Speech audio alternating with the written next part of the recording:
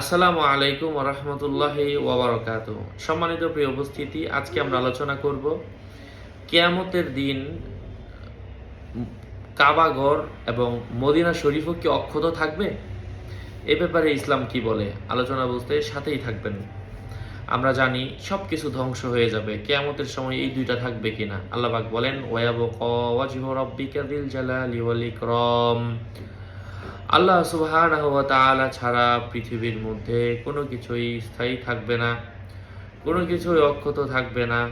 কাবা শরীফ এবং মদিনা শরীফ এগুলাও ধ্বংস হয়ে যাবে, কারণ এগুলা মাখলুক, এগুলা সৃষ্টি, এগুলা নিজেরা স্রষ্টা না।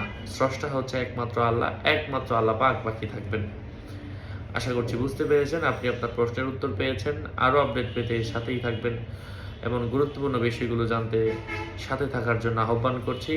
আসসালামু আলাইকুম রহমতুল্লাহ।